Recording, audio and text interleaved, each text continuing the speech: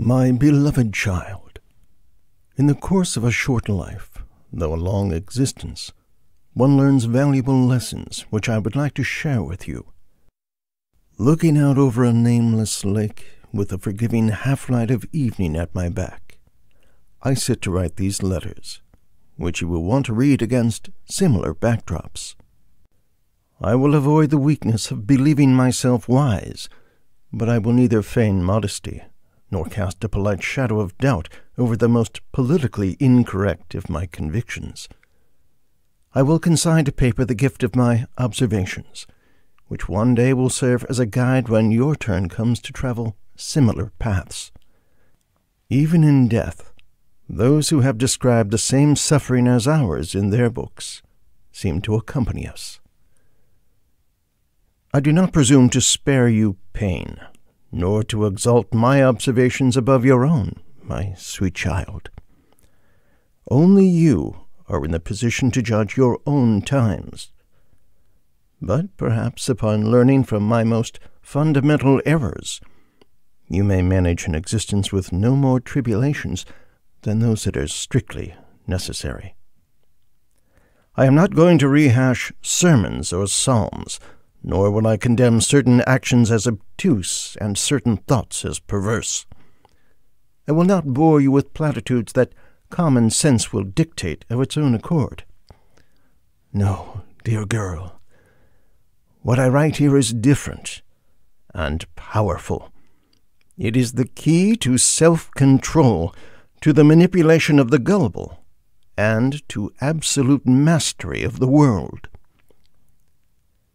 I have taken more pleasure in mastering myself than others, but I will not impose my sickly sentimentalism on you as if it had merit. Nothing I have learned has led me to believe that governing nations is a paltry ambition.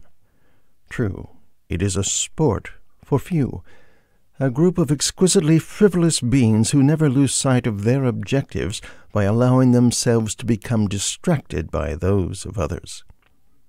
Dear child, first and foremost, I tell you this.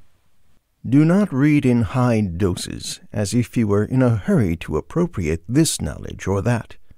Only those who lack self-awareness force themselves to read books they do not enjoy, simply because others have read them. A book is no better than food. It provides sustenance if one is truly hungry, but provides nutrition only if it is varied. Never envy anyone who has more books than memories.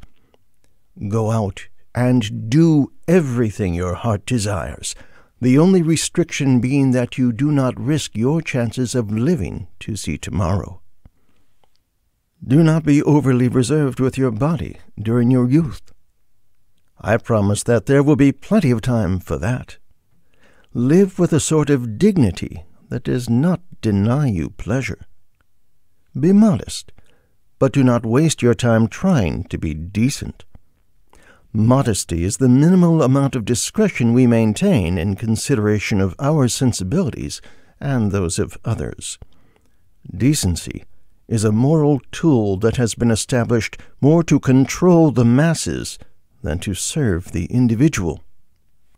Learn the rules of the game, not to observe them, but rather to know when to break them.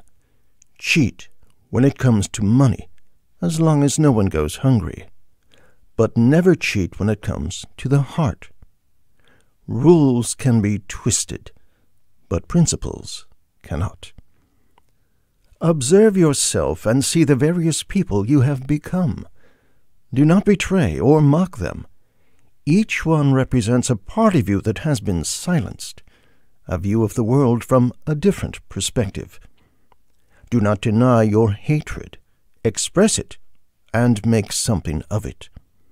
The consequences of our actions are what lead to the most worthwhile thoughts. Ideology without action only leads to bitterness. Do not love yourself. Loving oneself is the road to interminable suffering. Contemplate and admire. Thoroughly study the mathematics that govern the world, light and cells, awareness of our lack of control enriches us with a healthy dose of humility, not the hypocritical modesty of those who worship gods and dream of the damnation of their enemies.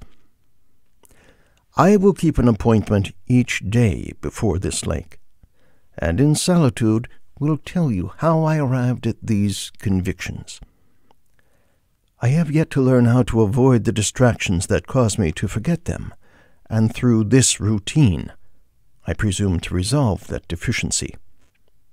I have just discovered that behind me a bird is protecting its young.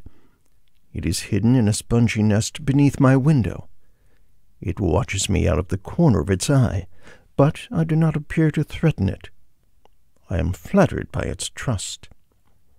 I hope, dear girl, that these words find you after you have had the opportunity to suffer, but before you have made decisions based on that suffering. This is the most dangerous time in one's life, which is why I am writing you these letters.